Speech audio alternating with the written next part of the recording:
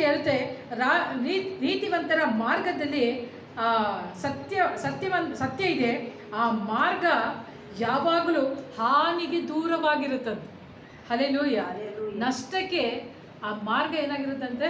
ದೂರವಾಗಿರುತ್ತೆ. Hallelujah. ನಿಮ್ಮ ಮಾರ್ಗ ನೀತಿವಂತರ ಮಾರ್ಗವಾಗಿರುವಾಗ ನಿಮ್ಮ ಮಾರ್ಗದಲ್ಲಿ ಅನಾರೋಗ್ಯ ಬಂದು ನಿಲ್ಲಲಿಕ್ಕೆ ಸಾಧ್ಯನೇ ಇಲ್ಲ. ಹಲ್ಲೆಲೂಯಾ. ಅನಾರೋಗ್ಯ ಏನು ಮಾಡುತ್ತೆ ಅಂತಂದರೆ, ರಾಜ್ಯ ಮಾರ್ಗ ಬರುವಾಗ ಅದೇನು ಮಾಡುತ್ತೆ? ನಮ್ಮನ್ನು ಬಿಟ್ಟು ದೂರ ನಿಲ್ಲುವಂಥದ್ದಾಗಿರುತ್ತೆ. ಹಲ್ಲೆಲೂಯಾ. ಆ್ಯಂಬುಲೆನ್ಸ್ ಹೋಗ್ತಾ ಇರುತ್ತೆ ಅಂದ್ಕೊಳ್ಳೋಣ. ಆ್ಯಂಬುಲೆನ್ಸ್ ಹೋಗುವಾಗ ಎಲ್ಲರೂ ಹಂಗೆ ಇರ್ತಾರೆ, ಎಲ್ಲ ಗಾಡಿಗಳನ್ನ ಅಡ್ಡ ಹಾಕೊಂಡು ಹಂಗೆ ಇರ್ತಾರೆ. ಏನು ಮಾಡ್ತಾರೆ? ಬೇಗ ಬೇಗ ಏನು ಮಾಡ್ತಾರೆ? ಜಾಗ ಬಿಟ್ಕೊಡ್ತಾರೆ. ಅದಕ್ಕಿಂತ ಒಂದು CM ಬಂದರು ಅಂತ ಅಂದ್ಕೊಳ್ಳೋಣ. CM ಬರುವಾಗ ನೋಡ್ತೀರಾ ಹೇಗಿರುತ್ತೆ? ರೋಡ್ ಹೇಗಿರುತ್ತಪ್ಪ? ಖಾಲಿ ಇರುತ್ತೆ. ಯಾಕೆ? ಅದು CM ಬರುವಾಗ ಒಂದು ರಾಜ್ಯ ಮಾರ್ಗವನ್ನು ಏರ್ಪಡಿಸಿಕೊಡ್ತಾನೆ. ಹಲ್ಲೆಲೂಯಾ. ಅದಕ್ಕೆ ಯೋಹಾನನು ಬರೆಯುವಾಗ ಹೇಳ್ತಾನೆ, ಅರಣ್ಯದಲ್ಲಿ ನಾನು ಒಂದು ದಾರಿಯನ್ನು ಸಿದ್ಧ ಮಾಡಲಿಕ್ಕಾಗಿ ನಾನು ಬಂದಿದ್ದೇನೆ, ಕರ್ತನಿಗೋಸ್ಕರವಾಗಿ ಒಂದು ದಾರಿಯನ್ನು ಸಿದ್ಧ ಮಾಡಲಿಕ್ಕಾಗಿ ಬಂದಿದ್ದೇನೆ. ಏನಂದರೆ ರೋಡಲ್ಲಿ ಟ್ರಾಫಿಕ್ ಜಾಮ್ ಇಲ್ಲವೇ ಇಲ್ಲ. ಹಲ್ಲೆಲೂಯಾ. ಯಾವುದು ನಿಮ್ಮನ್ನು ಜಾಮ್ ಮಾಡಲಿಕ್ಕೆ ಸಾಧ್ಯನೇ ಇಲ್ಲ. ಯಾವ ಕಷ್ಟದ ಪರಿಸ್ಥಿತಿಗಳು, ಕಣ್ಣೀರುಗಳು, ಬಾಧೆಗಳು ನಿಮ್ಮನ್ನು ಮೇಲ್ ಮಾಡ್ಲಿಕ್ಕೆ ಸಾಧ್ಯಲ್ಲ. ಆ ಮಾರ್ಗದಲ್ಲಿ ನಡೀಲಿಕ್ಕೆ ಆಗದೆ ಇದ್ದಂಗೆ ಜಾಮ್ ಮಾಡ್ಲಿಕ್ಕೆ ಆಗೋದಿಲ್ಲ. ಯಾಕೆ ಗೊತ್ತಾ? ನಿಮ್ಮ ಮಾರ್ಗ ಅದು ರಾಜ್ಯ ಮಾರ್ಗವಾಗಿದೆ. ಅದಕ್ಕೆ ಕರ್ತನ ಹೇಳ್ಬಿಟ್ಟ, ಒಳ್ಳೆಯ ಮಾರ್ಗವನ್ನು ಆರಿಸಿಕೊಳ್ಳ್ರಿ, ಆ ಮಾರ್ಗದಲ್ಲಿ ನಿಮಗೆ ವಿಶ್ರಾಂತಿ ಇದೆ. ಅಲ್ಲಿ ನೋ ಹೋಪ್ ಅಂತ ಹೇಳಿದ್ರೆ ಏನಂತಂದರೆ, ಪರವಾಗಿಲ್ಲ, ತಲೆ ಕೆಡಿಸ್ಕೊಳ್ಬೇಡಿ ಅಲ್ವಾ. ಕೆಲಸಕ್ಕೆ ಹೋಗ್ತೀವಿ, ಅಲ್ಲಿ ಕೆಲಸ ಸಿಗಲ್ಲ, ನೋ ಹೋಪ್ ಅಂತಾರೆ, ಪರವಾಗಿಲ್ಲ, ನಾನಿರುವಂಥ ಮಾರ್ಗ ರಾಜ್ಯ ಮಾರ್ಗ. ಇಲ್ಲದಂಥ ಸ್ಥಳದಲ್ಲಿಯೇ ಹೋಪನ್ನು ಕರ್ತನು ಕೊಡುವಾತನಾಗಿದ್ದಾನೆ. ಆಮೇಲೆ ಈ ಮಾರ್ಗದಲ್ಲಿ ನಡೆಯುವುದು ಪಾತಾಳದಿಂದ ತಪ್ಪಿಸಿಕೊಳ್ಳುವಾತನಾಗಿದ್ದಾನೆ. ಅಂದರೆ ಒಬ್ಬ ಮನುಷ್ಯ ಯಾವಾಗ ಯೇಸುವೆ ಮಾರ್ಗವೆಂದು ತಿಳಿದುಕೊಳ್ತಾನೋ ಅವನಿಗೆ ಏನಿಲ್ಲ ಅಂತಂದರೆ ಪಾತಾಳಕ್ಕೆ ಹೋಗಲಿಕ್ಕೆ ಏನಿಲ್ಲ ಅಂತೆ, ಅವನಿಗೆ ಅವಕಾಶನೇ ಇಲ್ಲ. ಪಾತಾಳದಿಂದ ತಪ್ಪಿಸಲಿಕ್ಕೆ ಒಂದೇ ಒಂದು ಮಾರ್ಗ ಇದೆ ಅಂತಂದರೆ ಅದೇ ಮಾರ್ಗ ಯೇಸುವಿನ ಮಾರ್ಗ. ಹಲ್ಲೆಲೂಯಾ. ಈಗ ನಾವು ಯಾವ ಮಾರ್ಗದಲ್ಲಿದ್ದೇವೆ? ಯೇಸುವಿನ ಮಾರ್ಗದಲ್ಲಿದ್ದೇವೆ. ಆ ಮಾರ್ಗ ಯಾವುದು? ಜೋರಾಗಿ ಹೇಳ್ರಿ. ರಾಜ್ಯ ಮಾರ್ಗ. ಹೆಂಗೆ ಹೇಳ್ತೀರಾ? ಹೆಂಗೆ ಹೇಳ್ತೀರಾ? ರಾಜ್ಯ ಮಾರ್ಗ. ಹಲ್ಲೆಲೂಯಾ. ಹಾಗಾದ್ರೆ ದೇವರು ನಮಗೆ ರಾಜ್ಯ ಮಾರ್ಗವನ್ನು ಏರ್ಪಡಿಸಿಕೊಟ್ಟಿದ್ದಾನೆ. ನೀತಿವಂತರ ಮಾರ್ಗದಲ್ಲಿ ಜೀವವಿದೆ. ಏನಿದೆ? ಜೀವವಿದೆ. ರಾಜ್ಯ ಮಾರ್ಗದಲ್ಲಿ ಜೀವವಿದೆ. ಅಲ್ಲಿ ಅಪಘಾತ ಇಲ್ಲ, ಅಲ್ಲಿ ಮರಣ ಇಲ್ಲ. ಹಲ್ಲೆಲೂಯಾ. ಅಲ್ಲಿ ಮರಣವೇ ಇಲ್ಲ.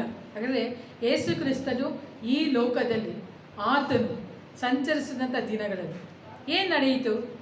ಆತನು ಈ ಲೋಕದಲ್ಲಿ ಸಂಚರಿಸುವ ದಿನಗಳಲ್ಲಿ ನಾವು ನೋಡುವಾಗ ಲೂಕನ್ ಬರೆದ ಸುವಾರ್ತೆ 7ನೇ ಅಧ್ಯಾಯ 15ನೇ ವಚನಕ್ಕೆ ಬರುವಾಗ, ನಾಯಿನ ಊರಿನಲ್ಲಿ ಒಬ್ಬ ವಿಧವೆಯ ಮಗ ಸತ್ತು ಹೋಗ್ತಾ ಇದ್ದಾನಲ್ಲ, ಸತ್ತೇ ಹೋಗ್ಬಿಟ್ಟಿದ್ದಾನೆ. ಅವನು ಸತ್ತು ಹೋಗ್ಬಿಟ್ಟಿದ್ದಾರೆ. ಚಟ್ಟದಲ್ಲಿ ಏನು ಮಾಡಿದ್ದಾರೆ? ಎತ್ಕೊಂಡು ಸಮಾಧಿ ಮಾಡಬೇಕಿನ್ನು ಹೋಗ್ತಾ ಇದ್ದಾರೆ. ಅವರು ಹೋಗ್ತಾ ಇರುವಾಗ ಯೇಸು ಏನು ಮಾಡ್ತಿದ್ದಾನೆ? ಆ ದಾರಿಯಲ್ಲಿ ಬರ್ತಾ ಇದ್ದಾನೆ.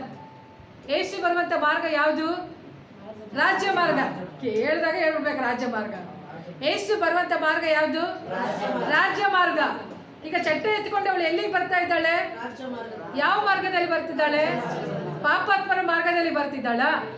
ಇಲ್ಲ, ರಾಜ್ಯ ಮಾರ್ಗದಲ್ಲಿ ಬರ್ತಾ ಇದ್ದಾಳೆ. ಬರುವಾಗ ಏನಾಗ್ತಿದೆ? ಅವಳು ಅಳ್ತಾ ಇದ್ದಾಳೆ. ಅವಳಿಗಿರುವಂಥ ಒಬ್ಬನೇ ಮಗ ಅವನು. ಆದರೆ ಕರ್ತನ ಏನು ಮಾಡ್ತಾನೆ? ಆ ಮಾರ್ಗದಲ್ಲಿ ಬರುವಂಥ ಅವರನ್ನು ನೋಡಿ ಆ ಚಟ್ಟವನ್ನು ಮುಟ್ಟಿದ ಕೂಡಲೇ ಏನಾಗುತ್ತೆ ಅಂತಂದರೆ ಆ ಯವನಸ್ಥನು ಎದ್ದು ಕುಳಿತುಕೊಳ್ತಾನೆ. ಹಲ್ಲೆಲೂಯಾ. ಹಾಗಾದರೆ ಯೇಸುವಿನ ಒಂದು ಮಾರ್ಗ ಅದು ರಾಜ್ಯ ಮಾರ್ಗವಾಗಿದೆ. ಹಲ್ಲೆಲೂಯಾ. ಈಗ ತುಂಬ ಸೀರಿಯಸ್ ಇರೋರಿಗಾದ್ರೂ ಏನಂತಂದರೆ ಡಾಕ್ಟರ್ ಒಂದು ವೇಳೆ ಗ್ಯಾರಂಟಿ ಕೊಟ್ಬಿಡ್ತಾರೆ, ಅಲ್ಲೂ ಹೋಗಿ ಬಂದುಬಿಡುತ್ತೆ. ಸತ್ತು ಹೋದವರಿಗೆ ಹೋಗ್ಕೊಡ್ಲಿಕ್ಕೆ ಸಾಧ್ಯನಾ? ಸತ್ತೇ ಹೋಗ್ಬಿಟ್ಟಿದ್ದಾರಪ್ಪ. ಈಗ ಸತ್ತು ಹೋದವ್ರನ್ನ ಕೈಯಲ್ಲಿ ಕೊಟ್ಬಿಟ್ಟು ಇದಕ್ಕೆ ನಿರೀಕ್ಷೆ ಬರುತ್ತೆ ಅಂತ ನಂಬಲಿಕ್ಕೆ ಆಗುತ್ತೆ? ನಿರೀಕ್ಷೆನೇ ಇಲ್ಲ. ಎಲ್ಲನೇ ಹೇಳ್ತಾಳೆ, ಏನಮ್ಮ ನನಗೆ ಕೇಳ್ತೀಯ? ಅಲ್ಲಿ ಏನು ಆ್ಯಕ್ಟಿವಿಟೀಸೇ ಇಲ್ಲ, ಏನು ಹೇಳೋದು ನಾನು? ಅಂದರೆ ಅಲ್ಲಿ ಏನಂತಂದರೆ ಅಲ್ಲಿ ಮಾತುಕತೆನೇ ಇಲ್ಲ, ನಾನು ಏನು ಹೇಳಲಿಕ್ಕಾಗುತ್ತೆ ಅಲ್ವಾ? ಆ ರೀತಿಯಾಗಿ ಸತ್ತೋಗ್ಮೇಲೆ ಏನಿರಲ್ಲ ಅದರಲ್ಲಿ. ರಕ್ತ ಚಲನೆ ನಿಂತೋಗಿರುತ್ತೆ, ಎಲ್ಲ ಆರ್ಗನ್ಸ್ಗಳು ಕೆಲಸ ಮಾಡೋದು ನಿಂತೋಗಿರುತ್ತೆ, ಓಪೇ ಇಲ್ಲ ಅಲ್ಲಿ. ಆದರೆ ಕರ್ತನ ಏನು ಮಾಡ್ತಾನೆ, ಅವಳು ರಾಜ ಮಾರ್ಗದಲ್ಲಿ ಬರ್ತಾ ಇದ್ದಾಳೆ, ಆ ಮಾರ್ಗದಲ್ಲಿ ಯೇಸು ಬರ್ತಾ ಇದ್ದಾರೆ. ಬರುವಾಗ ಆ ಸತ್ತು ಹೋದಂಥ ಹುಡುಗ ಅವನು ಎದ್ದು ಕುಳಿತುಕೊಳ್ತಾ ಇದ್ದಾನೆ. ಹಲ್ಲೆಲೂಯಾ. ಹಾಗಾದರೆ ನಿರೀಕ್ಷೆ ಇಲ್ಲ ಎಂಬುದಾಗಿ ಸತ್ತು ಹೋಗಿರುವಂಥ ಪರಿಸ್ಥಿತಿಗಳಲ್ಲಿ ನೀವು ಇರ್ಬೋದು. ಆದರೆ ಕರ್ತನ ಏನು ಹೇಳ್ತಾನೆ ಅಂದರೆ, ಸತ್ತು ಹೋದಂಥ ನಿನ್ನ ಪರಿಸ್ಥಿತಿಗೆ ಜೀವ ಕೊಡುವಂಥ ಒಂದು ಮಾರ್ಗವಿದೆ, ಅದೇ ರಾಜ್ಯ ಮಾರ್ಗ. ಕರಗಳನ್ನು ತಟ್ಟಿ ನಾವು ಕರ್ತನ ನಾಮನ ಮಹಿಮೆ ಪಡಿಸೋಣ. ಹಲ್ಲೆಲೂಯಾ. ಜೀವ ಮರಣ ಇರುವಂಥ ಸ್ಥಳದಲ್ಲಿ, ನಿರೀಕ್ಷೆ ಇಲ್ಲದಂಥ ಸ್ಥಳದಲ್ಲಿ ಕರ್ತನು ಒಂದು ರಾಜ್ಯ ಮಾರ್ಗವನ್ನು ನಮಗೆ ಏರ್ಪಡಿಸಿ ಕೊಡ್ತಾನೆ, ಅದೇ ಜೀವ ಮಾರ್ಗವಾಗಿದೆ. ಹಲ್ಲೆಲೂಯಾ. ನಾವು ಈ ಲೋಕದಲ್ಲಿ ನಾವು ಯಾರನ್ನ ಆಧಾರ ಮಾಡಿಕೊಂಡ್ರು ಏನಂತಂದರೆ, ಯಾವುದು ನಮಗೆ ಆಧಾರವಲ್ಲ. ಈ ಲೋಕದಲ್ಲಿ ಒಬ್ಬ ಮನುಷ್ಯನೋ, ಒಬ್ಬ ವ್ಯಕ್ತಿನೋ, ಇಲ್ಲ ಯಜಮಾನನೋ, ಮಕ್ಕಳೋ, ಇಲ್ಲ ಯಾರನ್ನೇ ಆಧಾರ ಮಾಡಿಕೊಳ್ತಾ ಇರ್ಬೋದು. ಯಾರನ್ನ ಆಧಾರ ಮಾಡಿಕೊಂಡ್ರು ಯಾರು ನಮಗೆ ನಿರೀಕ್ಷೆಯನ್ನು ಕೊಡಲಿಕ್ಕೆ ಸಾಧ್ಯ ಇಲ್ಲ. ಕೊನೆಯವರೆಗೆ ನನ್ನ ನೋಡ್ಕೊಳ್ತೀನಿ ಅಂತ ಯಾರು ನನಗೆ ನಿರೀಕ್ಷೆ ಕೊಡಲಿಕ್ಕೆ ಸಾಧ್ಯ ಇಲ್ಲ. ಆದರೆ ನಮಗೆ ನಿರೀಕ್ಷೆ ಕೊಡುವಂಥದ್ದು ಒಂದೇ ಒಂದು ಯಾವುದು ಅಂತಂದರೆ ಅದೇ ರಾಜ್ಯ ಮಾರ್ಗ. ಹಲ್ಲೆಲೂಯಾ. ಸತ್ತಂಥ ಪರಿಸ್ಥಿತಿಯಲ್ಲಿ ಇರುವಂಥ ಯಾವ ಪರಿಸ್ಥಿತಿಯಲ್ಲಿ ನೀವು ಹಾದು ಹೋಗ್ತಾ ಇದ್ದೀರೋ, ಕರ್ತನ ಹೇಳ್ತಾನೆ, ಆ ಪರಿಸ್ಥಿತಿಗಳಲ್ಲಿ ನೀನು ಹಾದು ಹೋಗುತ್ತಿರುವಾಗ ನಾನು ಅಲ್ಲಿ ರಾಜ್ಯ ಮಾರ್ಗವನ್ನು ಏರ್ಪಡಿಸಿಕೊಡುತ್ತೇನೆ. ಹಲ್ಲೆಲೂಯಾ. ಎರಡನೇದಾಗಿ ನಾವು ನೋಡುವಾಗ ಮಾರ್ಕನ್ ಬರೆದ ಸುವಾರ್ತೆ 5:28-29 ನೋಡ್ತೇವೆ. ರಕ್ತ ಕುಸುಮ ರೋಗಿ, ಆಕೆ ಏನು ಮಾಡಿದ್ದಾಳೆ ಅಂತಂದರೆ, ಎಲ್ಲ ವೈದ್ಯರ ಬಳಿ ಏನು ಮಾಡಿದ್ದಾಳೆ, ಹೋಗಿದ್ದಾಳೆ, ತೋರಿಸಿಕೊಂಡಿದ್ದಾಳೆ, ಹಣವನ್ನೆಲ್ಲ ವೆಚ್ಚ ಮಾಡಿದ್ದಾಳೆ. ಎಷ್ಟೋ ವರ್ಷ ದುಡಿದದ್ದು ಎಲ್ಲ ಹಣ ಎಲ್ಲಿ ಹೋಗಿದೆ? ಹಾಸ್ಪಿಟ್ಲು ಪಾಲಾಗ್ಬಿಟ್ಟಿದೆ. ಡಾಕ್ಟರ್ ಏನು ಮಾಡಿದ್ದಾರೆ, ಇಲ್ಲಿ ಮನೆ ಹಾಸ್ಪಿಟ್ಲಲ್ಲಿ ಆಗೋದಿಲ್ಲ ಅಂತ ಹೇಳಿ ಮನೆಗೆ ಕಳಿಸಿ ಆಯಿತು. ಈಗ ಅವಳು ಎಲ್ಲಿದ್ದಾಳೆ? ಮನೆಯಲ್ಲಿದ್ದಾಳೆ. ಯೇಸು ಬರ್ತಿದ್ದಾರೆ. ಆತನು ಬರ್ತಿರುವಂಥ ಮಾರ್ಗವನ್ನು ಯಾರು ಅರಿತುಕೊಳ್ಳುತ್ತಿದ್ದಾರೆ ಅಂತಂದಾಗ ರಕ್ತ ಕುಸುಮ ರೋಗಿ ಅವಳಿಗೆ ಗೊತ್ತಾಗುತ್ತೆ, ಯೇಸು ನಮ್ಮ ಮನೆಯ ಮಾರ್ಗವಾಗಿ ಆತನು ಬರ್ತಿದ್ದಾನೆ. ಹಲ್ಲೆಲೂಯಾ. ಆಕೆ ಏನು ಮಾಡ್ತಿದ್ದಾಳೆ ಅಂತಂದರೆ, ಯೇಸು ಬರುವಂಥ ಮಾರ್ಗವನ್ನು ಆಕೆ ಎದುರುಗೊಳ್ಳುತ್ತಾ ಇದ್ದಾಳೆ. ಹಲ್ಲೆಲೂಯಾ. ಅವಳಿಗೆ ನಾನಾ ದಾರಿಗಳಿತ್ತು, ಯಾವ ದಾರಿಗೆ ಹೋಗಬೇಕು ಎಂಬುದಾಗಿ ಅನೇಕ ದಾರಿಗಳನ್ನು ಅವಳು ಹುಡುಕಿ ಹೋದ್ಲು. ಆದರೆ ಯಾವ ದಾರಿಯಲ್ಲಿ ಹೋದ್ರೂ ಅವಳಿಗೆ ಹೋಪ್ ಇರಲಿಲ್ಲ. ಆದರೆ ಒಂದೇ ಒಂದು ದಾರಿಯಲ್ಲಿ ನಿಂತುಕೊಂಡು, ಅದೇ ರಾಜ್ಯ ಮಾರ್ಗ. ಯಾವಾಗ ರಾಜ್ಯ ಮಾರ್ಗದಲ್ಲಿ ಬಂದು ನಿಂತಳೋ, ಎಷ್ಟು 12 ವರ್ಷಗಳಿಂದ ಅವಳು ರಕ್ತ ಕುಸುಮ ರೋಗಿಯಾಗಿದ್ದಂಥ ಅವಳಿನ ಆ ಮಾರ್ಗದಲ್ಲಿ ನಿಲ್ಲುವಾಗ ಕರ್ತನು ಆ ಕ್ಷಣದಲ್ಲಿ ಅವಳಿಗೆ ಸ್ವಸ್ಥತೆಯನ್ನು ಕರ್ತನು ಕೊಡ್ತಾ ಇದ್ದಾನೆ. ಹಲ್ಲೆಲೂಯಾ. ನಾವು ಆರಿಸಿಕೊಳ್ಳುವಂಥ ಮಾರ್ಗ ಇದೆಯಲ್ಲ, ಆ ಮಾರ್ಗ ಬಹಳ ಇಂಪಾರ್ಟೆಂಟ್ ಆಗಿದೆ. ಹಲ್ಲೆಲೂಯಾ. ನಿನ್ನ ಅನಾರೋಗ್ಯದ ಪರಿಸ್ಥಿತಿಯಲ್ಲಿ ನೀನು ಯಾವುದನ್ನು ಆರಿಸಿಕೊಳ್ಳುತ್ತೀಯ? ಅದಕ್ಕೆ ದೇವರ ವಾಕ್ಯ ಹೇಳುತ್ತೆ, ಜೀವ ಮರಣಗಳು ನಾಲಿಗೆಯ ವಶ, ವಚನ ಪ್ರಿಯರು ಅದನ್ನು ಅನುಭವಿಸುತ್ತಾರೆ. ನೀತಿವಂತರ ಮಾರ್ಗದಲ್ಲಿ ಮರಣ ಇಲ್ಲ, ನೀತಿವಂತರ ಮಾರ್ಗದಲ್ಲಿ ನಷ್ಟ ಇಲ್ಲ, ನೀತಿವಂತರ ಮಾರ್ಗದಲ್ಲಿ ಜೀವ ಮಾತ್ರನೇ ಇದೆ. ಆಮೇಲೆ ಕರ್ತನ ಹೇಳ್ತಿದ್ದಾರೆ, ಜೀವ ಮಾತ್ರನೇ ನಾನು ಇಟ್ಟಿದ್ದೇನೆ. ಆ ಜೀವವನ್ನು 12 ವರ್ಷದಿಂದ ತನ್ನ ಏನಂತಂದರೆ ಆರೋಗ್ಯಕ್ಕಾಗಿ ಕಾದು ಕುಳಿತದಂಥ ಒಂದು ಹೆಣ್ಣು ಮಗಳು ಆ ಮಾರ್ಗವನ್ನು ಆರಿಸಿಕೊಳ್ತಾ ಇದ್ದಾಳೆ. ಆ ಮಾರ್ಗವನ್ನು ಆರಿಸಿಕೊಂಡಾಗ 12 ವರ್ಷದಿಂದ ಯಾವ ವೈದ್ಯನಿಗೆ ಆ ರೋಗವನ್ನು ಗುಣಪಡಿಸಲಿಕ್ಕೆ ಸಾಧ್ಯವಾಗಲಿಲ್ಲವೋ, ಅದೇ ಒಂದು ರೋಗವನ್ನು ಅದೇ ಯೇಸು ಎಂಬಂಥ ಮಾರ್ಗ ಆ ರೋಗವನ್ನು ಗುಣಪಡಿಸಿ ತೋರಿಸಿತು. ಹಲ್ಲೆಲೂಯಾ. ಇವತ್ತು ಯಾವ ರೋಗ ನಿಮ್ಮ ಒಳಗೆ ಆಳ್ವಿಕೆ ಮಾಡ್ತಾ ಇದೆಯೋ, ದೀರ್ಘಕಾಲದಿಂದ ಆಳ್ವಿಕೆ ಮಾಡ್ತಾ ಇದೆಯೋ, ಈ ರೋಗವನ್ನು ಯಾವ ಟ್ಯಾಬ್ಲೆಟಿಂದ ಗುಣಪಡಿಸಲಿಕ್ಕೆ ಸಾಧ್ಯವಿಲ್ಲ ಎಂಬುದಾಗಿ ನಿರೀಕ್ಷಣೆ ಇಲ್ಲದೇ ಇದೆಯೋ, ಆದರೆ ಕರ್ತನ ಹೇಳ್ತಾನೆ, ನಿನಗಾಗಿ ಒಂದು ನೀತಿ ಮಾರ್ಗವನ್ನು ನಾನು ತೆರೆದಿಟ್ಟಿದ್ದೇನೆ, ನಿನಗಾಗಿ ಒಂದು ರಾಜ್ಯ ಮಾರ್ಗವನ್ನು ನಾನು ತೆರೆದಿಟ್ಟಿದ್ದೇನೆ. ಈ ರಾಜ್ಯದ ಮಾರ್ಗದಲ್ಲಿ ನೀನು ಬರೋದಾದರೆ ನೀನು ಎಲ್ಲಿ ಗುಣವಾಗೋದಿಲ್ಲ ಅಂತ ಹೇಳ್ತಿದ್ಯೋ ಅಲ್ಲಿ ನಾನು ಗುಣಪಡಿಸಿ ನಾನು ತೋರಿಸ್ತೇನೆ ಎಂಬುದಾಗಿ. ಬರೆದ ಸುವಾರ್ತೆ 8:55 ನಾವು ನೋಡ್ತೇವೆ, ಯಾಯೀರನ ಮಗಳು ಸತ್ತು ಹೋಗಿದ್ದಾಳೆ. ಯಾಯೀರನು ಬಂದು ಆ ಯೇಸುವಿನ ಬಳಿಗೆ ಬಂದು ಕೇಳ್ತಾ ಇದ್ದಾನೆ, ಸ್ವಾಮಿ, ನನ್ನ ಮಗಳು ಸಾಯುವ ಹಾಗೆ ಇದ್ದಾಳೆ, ಇನ್ನೂ ಸತ್ತೋಗಿಲ್ಲ, ಅವಳು ಸಾಯುವ ಹಾಗೆ ಇದ್ದಾಳೆ, ಹೇಗಾದರೂ ಮಾಡಿ ನನ್ನ ಮಗಳನ್ನ ಬದುಕಿಸಿಕೊಡಬೇಕೆಂಬುದಾಗಿ ಬಂದಿದ್ದಾನೆ. ಅವನು ಸರಿಯಾದ ಮಾರ್ಗವನ್ನೇ ಆರಿಸಿ ಬಂದಿದ್ದಾನೆ. ಅವನಿಗೆ ಗೊತ್ತು ಈ ಯೇಸು ಎಷ್ಟೋ ಜನರನ್ನು ಗುಣಪಡಿಸಿದ್ದಾನೆ. ಅದೇ ಯೇಸು ನನ್ನ ಮಗಳನ್ನ ಸಹ ಗುಣಪಡಿಸ್ತಾನೆ, ನನ್ನ ಮಗಳಿಗೂ ಸಹ ಜೀವ ಕೊಡ್ತಾನೆ ಎಂಬುದಾಗಿ ನಂಬಿ ಬಂದಿದ್ದಾನೆ. ಬಂದವನು ಯೇಸುವಿನ ಹತ್ರ ಮಾತಾಡ್ತಾ ಇದ್ದಾನೆ. ಯೇಸು ಅನೇಕರನ್ನ ಗುಣಪಡಿಸ್ತಾ ಇದ್ದಾರೆ. ಆತನು ಬರುವಂಥ ಮಾರ್ಗದಲ್ಲಿ ಅನೇಕರು ಸ್ವಸ್ಥತೆಗಾಗಿ ಕಾದಿದ್ದಾರೆ. ಅವರೆಲ್ಲರನ್ನ ಗುಣಪಡಿಸ್ತಾ ಇದ್ದಾನೆ. ಅಂಥ ಸಮಯದಲ್ಲಿ ಸಮಯ ಹೋಗ್ಬಿಡ್ತು. ಆಗ ಏನಾಯಿತು, ಆ ಯಾಯೀರನ ಒಬ್ಬ ಆಳು ಬಂದು ಹೇಳ್ತಿದ್ದಾನೆ, ಇನ್ನು ಗುರುವಿಗೆ ತೊಂದರೆ ಕೊಡಬೇಡ, ನಿನ್ನ ಮಗಳು ಸತ್ತು ಹೋದ್ಲು. ಹಲ್ಲೆಲೂಯಾ. ಇನ್ನು ಏನು ಮಾಡಬೇಡ, ಗುರುವಿಗೆ ತೊಂದರೆ ಕೊಡಬೇಡ. ಯಾಕೆಂದರೆ ಇನ್ನೂ ಏನಂತಂದ್ರೆ ಉಳಿತಾಳೆ ಅನ್ನೋದು ಏನಿಲ್ಲಪ್ಪ. ಇಷ್ಟೋ ತನಕ ನಿಂತಿದೆ, ನಿನ್ನ ಮಗಳು ಉಳಿತಾಳೆ ಅಂತ. ಇನ್ನೇನಿಲ್ಲ, ಗ್ಯಾರಂಟಿ ಇಲ್ಲ, ಸತ್ತೋಗ್ಬಿಟ್ಟಿದ್ದಾಳೆ, ಬಂದ್ಬಿಡು ಅಲ್ವಾ. ಆ ರೀತಿಯಾಗಿ ಹೇಳುವಾಗ ಯಾಯೀರನನ್ನು ನೋಡಿ ಯೇಸು ಹೇಳ್ತಾರೆ, ನಂಬಿಕೆ ಮಾತ್ರ ನಿನಗಿರು. ಹಲ್ಲೆಲೂಯಾ. ಹೊರಗೆ ಬರ್ತಿರುವಂಥ ಇನ್ಫಾರ್ಮೇಷನ್ ಕೇಳ್ತೀಯಾ? ಇಲ್ಲ, ನಾನು ಯಾವ ಮಾರ್ಗ ಎಂಬುದಾಗಿ ನೀನು ತಿಳಿದಿದ್ದೀಯ. ಹಲ್ಲೆಲೂಯಾ. ನಾನಾ ಮಾರ್ಗ ಇರ್ಬೋದು. ಅವನು ಆಳು ಬಂದು ಹೇಳ್ತಿದ್ದಾನೆ, ಬಂದ್ಬಿಡು, ಒಂದು ಮಾರ್ಗ ಹಾಗೆ ಆಲ್ರೆಡಿ ರೆಡಿಯಾಗಿಬಿಟ್ಟಿದೆ, ಮರಣದ ಮಾರ್ಗ ರೆಡಿಯಾಗಿದೆ. ಆದರೆ ಯೇಸು ಹೇಳ್ತಾನೆ, ಯಾಯೀರನೇ ನಂಬಿಕೆ ಮಾತ್ರ ಇರು. ನೀನು ನಂಬಿದ್ರೆ ಈಗ ಜೀವದ ಮಾರ್ಗವನ್ನು ನೀನು ನೋಡ್ತೀಯ. ಹಲ್ಲೆಲೂಯಾ. ಅವನು ಅದೇ ಪ್ರಕಾರವಾಗಿ ಯೇಸುವಿನ ಮಾತನ್ನು ನಂಬ್ತಾನೆ, ಹೋಗ್ತಾನೆ. ಯೇಸುವಿನೊಟ್ಟಿಗೆ ಹೋಗುವಾಗ ಯೇಸು ಏನು ಮಾಡ್ತಾರೆ, ಅವಳನ್ನು ಕೈ ಹಿಡಿದು ಎಬ್ಬಿಸ್ತಾ ಇದ್ದಾನೆ. ಹಲ್ಲೆಲೂಯಾ. ಜೀವದಿಂದ ಯಾಯೀರನ ಮಗಳನ್ನು ಬದುಕಿಸಿ ಕೊಡ್ತಾ ಇದ್ದಾನೆ. ಹಲ್ಲೆಲೂಯಾ. ಇವತ್ತು ನೋಡ್ರಿ, ನಮಗೆ ನಿರೀಕ್ಷೆಯೇ ಇಲ್ಲದಂಥ ಸ್ಥಳದಲ್ಲಿ ನಾನು ಯಾವಾಗಲೂ ಎಲ್ಲೇನಿಗೆ ಹೇಳ್ತಾ ಇರ್ತೇನೆ, ಎಲ್ಲೇನು ನೀನು ಹೋಗುವಾಗ ಪ್ರೇಯರ್ ಮಾಡ್ಕೊಂಡು ಹೋಗು. ಯಾಕೆಂದರೆ ಎಮರ್ಜೆನ್ಸಿ ವಾರ್ಡಿಗೆ ಹೋಗುವಾಗ, ICU ಹೋಗುವಾಗ, ದೇವರೇ ನಿರೀಕ್ಷೆ ಇಲ್ಲದಂಥ ಸ್ಥಳ ಅದು. ಎಷ್ಟೋ ಜನ ಮರಣವಂತಾರೆ. ಅಂಥ ಸಮಯದಲ್ಲಿ ನೀನು ಒಂದು ಚಿಕ್ಕ ಪ್ರಾರ್ಥನೆ ಮಾಡಿದ್ರೆ ಸಾಕು, ಅವರು ಬದುಕಿಸಿ ಕೊಡ್ಬೋದು ಅಲ್ವಾ. ಏನೇ ಸರ್, ನಾವು ಬದುಕಿಸ್ಬೋದು. ಕರ್ತನ ನಮ್ಮನ್ನು ಯಾಕೆ ಆ ರೂಮಲ್ಲಿ ಇಟ್ಟಿದ್ದಾರೆ, ಆ ಒಂದು ಏನಾದರೂ ಪ್ರೊಫೆಷ್ನಲಲ್ಲಿ ಕರ್ತನ ಯಾಕೆ ಇಟ್ಟಿದ್ದಾರೆ, ಈ ಪ್ರೊಫೆಷ್ನಲಲ್ಲಿ ಕರ್ತನ ನಮಗೆ ಇಟ್ಟಿದ್ದಾರೆ ಅಂತಂದರೆ ನಾವು ಅಲ್ಲಿ ಒಂದು ರಾಜ್ಯ ಮಾರ್ಗವನ್ನು ಅವ್ರಿಗೆ ಏರ್ಪಡಿಸಿಕೊಡ್ಬೇಕೆಂಬುದಾಗಿ ಇಟ್ಟಿದ್ದಾನೆ. ಹಾಗಾಗಿ ಒಂದು ನಿರೀಕ್ಷೆಯೊಟ್ಟಿಗೆ ಹೋಗ್ಬೇಕು. ಯಾಕಂದರೆ ಯೇಸು ನನ್ನ ಮಾರ್ಗವಾಗಿದ್ದಾನೆ ಎಂಬುದಾಗಿ. ಹಲ್ಲೆಲೂಯಾ.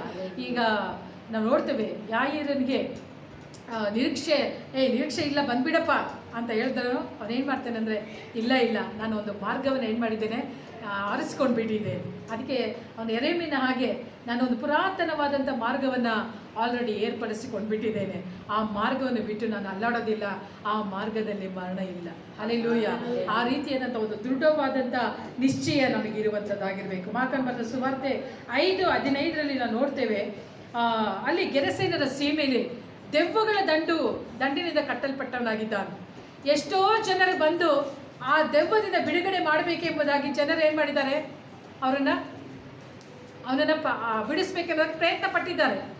ಆದರೆ ಅವನನ್ನು ಬಿಡುಗಡೆ ಮಾಡಲಿಕ್ಕೆ ಯಾರಿಂದಲೂ ಆಗಲಿಲ್ಲ. ಜನರು ಏನು ಮಾಡಿದ್ದಾರೆ, ಅವನ ತೆಗೆದುಕೊಂಡು ಬಂದ ಸಮಾಧಿಯ ಬಳಿಯಲ್ಲಿ ಹಾಕಿಬಿಟ್ರು. ಯಾಕಂದರೆ ಜನರಿಂದ ಅಸಾಧ್ಯವಾಗಿಬಿಡ್ತು.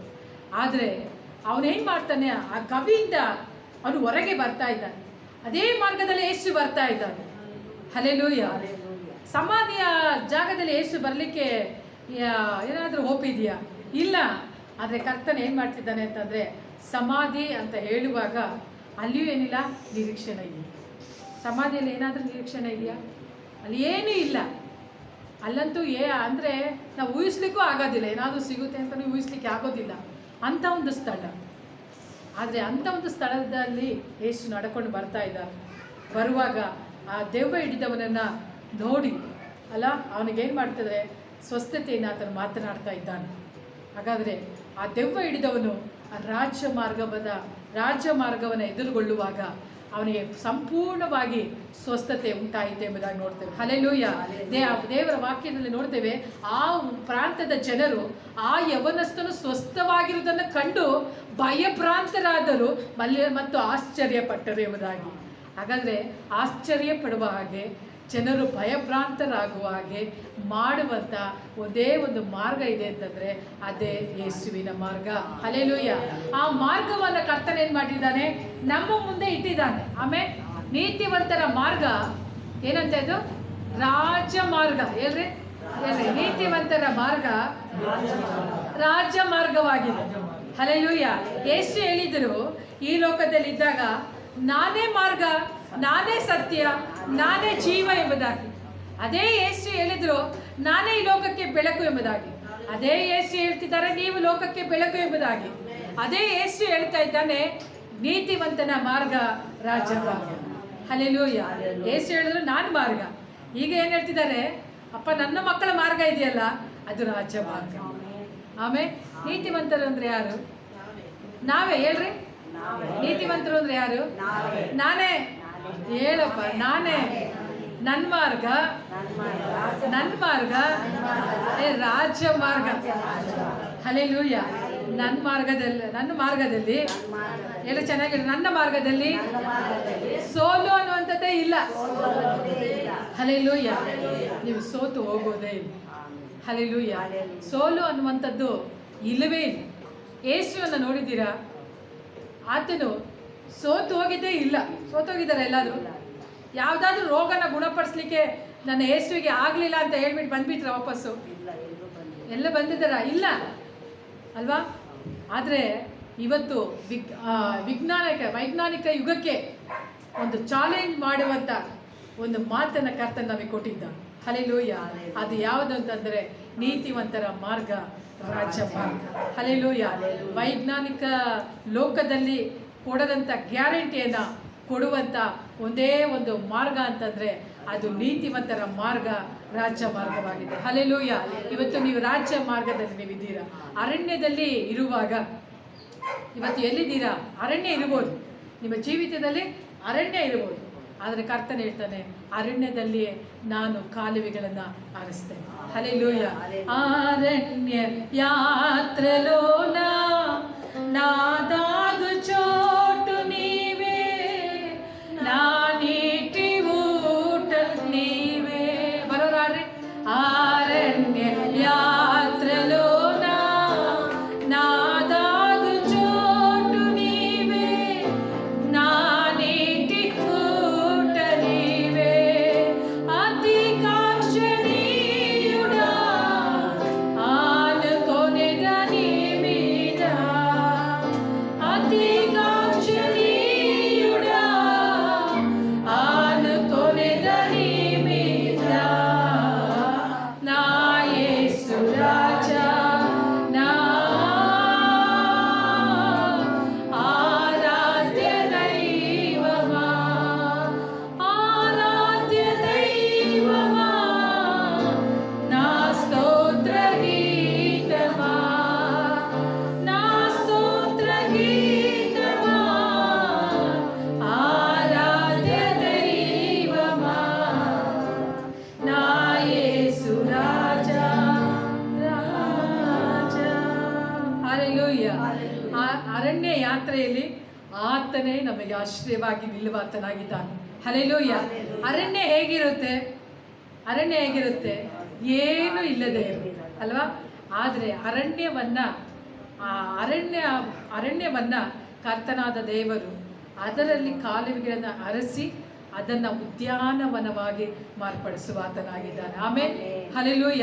ಇವತ್ತು ಅರಣ್ಯ ರೋದನೆ ಏನಾಗುತ್ತಂತೆ? ಹೆಸರಾಡಿದಾರಲ್ಲ, ನಾರಣ್ಯ ರೋದನ ಉಲ್ಲಾಸ ಮುಗ ಮಾರಿಪೋಯೆ. ಹಲ್ಲೆಲೂಯ. ಅರಣ್ಯ ರೋದನನ ಕರ್ತನು ಉಲ್ಲಾಸವಾಗಿ ಮಾರ್ಪಡಿಸಿದ್ದಾನೆ. ಹಲ್ಲೆಲೂಯ. 400 ವರ್ಷಗಳ ಕೆಳಗೆ, ಮಲಾಕಿಯ ನಂತರ 400 ವರ್ಷಗಳ ಕೆಳಗೆ ಜನರು ಯೋಚನೆ ಮಾಡ್ತಾ ಇದ್ದರು. ಏನಂತಂದರೆ ಜನರು ಪಾಪದಲ್ಲೇ ಜೀವಿಸಿ ಪಾಪದಲ್ಲೇ ಮರಣ ಹೊಂದುತ್ತಾ ಇದ್ದಾರೆ, ರೋಗದಲ್ಲಿ ಮರಣ ಹೊಂದುತ್ತಾ ಇದ್ದಾರೆ. ಇವರನ್ನು ಕಾಪಾಡಲಿಕ್ಕೆ ಯಾರಾದರೂ ಹೊರಗೆ ಬರ್ತಾರಾ ಎಂಬುದಾಗಿ ಕಾದು ಕುಳಿತಿದ್ರು. ಆದರೆ ಎಲ್ಲರೂ ಎಲ್ಲಿದ್ದಾರೆ ಅಂತಂದರೆ ಒಂದು ಅರಣ್ಯದಲ್ಲೇ ಇದ್ದಾರೆ. ಇಸ್ರಾಯೇಲರನ್ನು ನೋಡುವಾಗ ಅರಣ್ಯ ಯಾತ್ರೆಯಲ್ಲೇ ಇದ್ದಾರೆ, ಗುಣಗುಡ್ತಾ ಇದ್ದಾರೆ. ಅಂದರೆ ಕೊರತೆಗಳಲ್ಲೇ ಇದ್ದಾರೆ, ಸಂಕಟಗಳಲ್ಲೇ ಇದ್ದಾರೆ, ವೇದನೆಗಳಲ್ಲೇ ಇದ್ದಾರೆ. ಇವರನ್ನು ಇವೆಲ್ಲ ಬಾಧೆಗಳಿಂದ ಹೊರಗೆ ತರುವಂಥ ಒಬ್ಬ ವ್ಯಕ್ತಿ ಇದ್ದಾರಾ ಎಂಬುದಾಗಿ ಹುಡುಕುವಾಗ ಆ ಅರಣ್ಯ ಒಂದು ಯಾತ್ರೆಯಲ್ಲಿ ಕರ್ತನಾದ ಯೇಸು ಕ್ರಿಸ್ತನು ಒಂದು ಮಾರ್ಗವಾಗಿ ಆತನು ಬರ್ತಾ ಇದ್ದಾನೆ. ಹಲ್ಲೆಲೂಯ. ನಿರೀಕ್ಷೆಯೇ ಇಲ್ಲ. ಇನ್ನು ಮುಂದೆ ಯಾವ ರಾಜ್ಯನೂ ಬಂದು ನಮ್ಮನ್ನು ಏನಂದರೆ ಇಸ್ರಾಯೇಲನ್ನ ಬಿಡುಗಡೆ ಮಾಡಲಿಕ್ಕೆ ಆಗೋದಿಲ್ಲ ಎಂಬ ಪರಿಸ್ಥಿತಿಯಲ್ಲಿ ಇರುವಾಗ ಕರ್ತನಾದ ದೇವರು ಯೇಸುವನ್ನ ಒಂದು ಮಾರ್ಗವಾಗಿ ಆತ ನಿಲ್ಲಿಸ್ತಾ ಇದ್ದಾನೆ. ಹಲ್ಲೆಲೂಯಾ. ಇವತ್ತು ಯೇಸು ನಿನ್ನ ಮಾರ್ಗವಾಗಿ ಆತನಿದ್ದಾನೆ. ಆಮೇಲೆ ಇವತ್ತು ಯಾರು ಮಾರ್ಗವಾಗಿ ನಿಮ್ಮ ಜೊತೆಲಿ ಇರ್ತಾರ ಇಲ್ವೋ, ಇವತ್ತು ಎಷ್ಟು ಮಾರ್ಗ ಇದೆ ಅಂತಲ್ಲ ನಿಮಗೆ, ಅಂದರೆ ನಿಮಗೆ ಒಂದೇ ಒಂದು ಮಾರ್ಗ, ಅದು ಯೇಸು ಎಂಬ ಮಾರ್ಗ. ಹಲ್ಲೆಲೂಯಾ. ಇವತ್ತು ಯಾವುದನ್ನು ನೀವು ಆಧಾರ ಮಾಡಿಕೊಳ್ಳಬೇಡ್ರಿ. ಈ ಲೋಕದಲ್ಲಿ ಯಾವ ಮನುಷ್ಯನ ಮಾರ್ಗವನ್ನು ನೀವು ಆಧಾರ ಮಾಡಿಕೊಳ್ಬೇಡ್ರಿ. ಆದರೆ ನೀವು ಒಂದು ಹೇಳ್ರಿ, ದೇವರೇ ಈ ಒಂದು ಅರಣ್ಯ ಯಾತ್ರೆಯಲ್ಲಿ ಎಲ್ಲಿದ್ದೇವೆ ಅಂದರೆ ಅರಣ್ಯ ಯಾತ್ರೆಯಲ್ಲಿ ಸ್ವಾಮಿ ನನ್ನ ಒಂದು ಆಶ್ರಯ ನೀನೇ, ನನಗೋಸ್ಕರವಾಗಿ ಒಂದು ರಾಜ್ಯ ಮಾರ್ಗವನ್ನು ಏರ್ಪಡಿಸಿಕೊಡ್ತೀಯ. ಹಲ್ಲೆಲೂಯಾ. ವಿಶಾಲವಾದಂಥ ಸ್ಥಳವನ್ನು ನಮಗಾಗಿ ಕರ್ತನ ಏರ್ಪಡಿಸಿಕೊಡುವಂತನಾಗಿದ್ದಾರೆ. ಹಲ್ಲೆಲೂಯಾ. ನಾವು ಕಣ್ಣುಗಳನ್ನು ಮುಚ್ಚಿದವರಾಗಿ ನಾವು ಪ್ರಾರ್ಥನೆ ಮಾಡಿಕೊಳ್ಳೋಣ, ಕರ್ತನಿಗೆ ಹೇಳೋಣ, ಸ್ವಾಮಿ ನನಗಾಗಿ ಕರ್ತನೆ ಒಂದು ರಾಜ್ಯ ಮಾರ್ಗವನ್ನು ಏರ್ಪಡಿಸಿಕೊಡ್ತೀಯ, ಅದಕ್ಕಾಗಿ ಸ್ತೋತ್ರ. ಕರ್ತನೆ, ಇಲ್ಲಿ ನಾನು ನಿರೀಕ್ಷೆ ಇಲ್ಲದಂಥ ಸ್ಥಳದಲ್ಲಿ ನಾನು ಕುಳಿತುಕೊಂಡಿದ್ದೇನೆ ಸ್ವಾಮಿ. ಎಷ್ಟೋ ವರ್ಷಗಳಿಂದ ನಾನು ನಿರೀಕ್ಷೆ ಇಲ್ಲದವನಾಗಿಯೇ ನಾನಿದ್ದೇನೆ. ಆದರೆ ಕರ್ತನೆ, ಇವತ್ತು ನಿನ್ನ ಕರ್ತನೆ ವಾಕ್ಯಗಳು ಸ್ವಾಮಿ ಕರ್ತನೆ ನನಗೆ ಜೀವವಾಗಿ ಬಂದಿದೆ. ಆ ಮಾತನ್ನು ನಾನು ತೆಗೆದುಕೊಳ್ತಿದ್ದೇನೆ ಸ್ವಾಮಿ. ಯಾವ ಸ್ಥಳದಲ್ಲಿ ಕರ್ತನೆ ನಿರೀಕ್ಷೆ ಇಲ್ಲ ಎಂಬುದಾಗಿ ಜನರು ಹೇಳ್ತಾ ಇದ್ದಾರೋ ಸ್ವಾಮಿ, ಆ ಸ್ಥಳದಲ್ಲಿಯೇ ಕರ್ತನೆ ನನಗೆ ನಿರೀಕ್ಷೆಯನ್ನು ನೀನು ಉಂಟು ಮಾಡುತ್ತೀಯ, ಅದಕ್ಕಾಗಿ ನನಗೆ ಸ್ತೋತ್ರ ಎಂಬುದಾಗಿ ಹೇಳಿ ನಾವು ಕರ್ತನ ನಾಮನ ಮಹಿಮೆಪಡಿಸೋಣ. ಥ್ಯಾಂಕ್ ಯು ಅಪ್ಪ, ನಿಮಗೆ ಸ್ತೋತ್ರ ತಂದೆ. ಇದುವರೆಗೆ ಅಪ್ಪ ನೀನು ನಮ್ಮ ಸಂಗಡ ಮಾತನಾಡಿದಿರಿ, ಅದಕ್ಕಾಗಿ ಸ್ತೋತ್ರ. ನೀನು ನಮ್ಮ ಮಧ್ಯದಲ್ಲಿ ಮಾಡಿದಂಥ ಸೇವೆಗಾಗಿ ಸ್ತೋತ್ರ. ಕರ್ತನೆ, ವಾಕ್ಯವನ್ನು ಬಿತ್ತಲಿಕ್ಕಾಗುವಂಥ ಕೃಪೆ ಕೊಟ್ಟಿದ್ದಕ್ಕಾಗಿ ಸ್ತೋತ್ರ. ನಿನ್ನ ಮಕ್ಕಳಲ್ಲಿ ಕರ್ತನೆ ಈ ವಾಕ್ಯಗಳು ಕರ್ತನೆ 100ಕ್ಕೆ 100ರಷ್ಟು ಕರ್ತನೆ ಕಾರ್ಯ ಮಾಡಲಿಕ್ಕೆ ಸಹಾಯ ಮಾಡಿರಿ ಸ್ವಾಮಿ. ಅಪ್ಪ, ನಮ್ಮನ್ನು ಸಹ ಧೈರ್ಯಪಡಿಸಿದ್ದೀರಿ, ಉತ್ತೇಜನ ಪಡಿಸಿದ್ದೀರಿ ಸ್ವಾಮಿ. ಆನ್ಲೈನಲ್ಲಿ ಕೇಳ್ತಿರುವಂಥ ಮಕ್ಕಳಿಗೂ ಸಹ ಕರ್ತನೆ ಈ ವಾಕ್ಯಗಳು ಕರ್ತನೆ ಸಾವಿರಗಳಿಗೆ ಆಶೀರ್ವಾದವಾಗಿಯೂ ಕರ್ತನೆ ಲಕ್ಷಕ್ಕೆ ಆಶೀರ್ವಾದವಾಗಿಯೂ ಕರ್ತನೆ ಕೋಟಿಗೆ ಆಶೀರ್ವಾದವಾಗಿ ಇರಲಿ ಎಂಬುದಾಗಿ ನಾನು ಆಶೀರ್ವದಿಸ್ತಾ ಇದ್ದೇನೆ ಸ್ವಾಮಿ. ಅನೇಕ ಕಡೆಗಳಲ್ಲಿ ಕರ್ತನೆ ಈ ವಾಕ್ಯವು ಕರ್ತನೆ ಸಾರಲ್ಪಡಲಿಕ್ಕಾಗುವಂಥ ಕೃಪೆಯನ್ನು ಕೊಡು ಸ್ವಾಮಿ. ನಿರೀಕ್ಷೆ ಇಲ್ಲದಂಥ ಜನರಿಗೆ ಕರ್ತನೆ ಈ ನಿರೀಕ್ಷೆಯ ವಾಕ್ಯವು ಕರ್ತನೆ ಅಪ್ಪ ಅವರ ಕೈ ಸೇರ್ಲಿಕ್ಕಾಗುವಂತೆ ಸಹಾಯ ಮಾಡು ಸ್ವಾಮಿ. ಸೇರಿ ಬಂದಂಥ ಎಲ್ಲ ಪ್ರಿಯ ಮಕ್ಕಳನ್ನ ನಾನು ಆಶೀರ್ವದಿಸ್ತಾ ಇದ್ದೇನೆ. ಇವರ ಪುಟ್ಟಿ ಕೊಡವೆಗಳ ಆಶೀರ್ವಾದ ಹೊಂದಲಿ, ಇವರ ಕೈ ಹಾಕಿದಂಥ ಎಲ್ಲ ಪ್ರಯಾಸಗಳು ಸಫಲ ಹೊಂದಲಿ ಸ್ವಾಮಿ. ಕರ್ತನೆ ಅಪ್ಪ ಸ್ವಾಮಿ, ಬಾರದ ಇರುವರ ಮೇಲೆ ಕರ್ತನೆ ದೈವ ಪ್ರಸನ್ನತೆ ನಿಲ್ಲಿಸಿ ಕಾಯ್ದು ಕಾಪಾಡಬೇಕಾಗಿ ಯೇಸುವಿನ ನಾಮದಲ್ಲಿ ಪ್ರಾರ್ಥಿಸ್ತೇವೆ ತಂದೆಯೇ.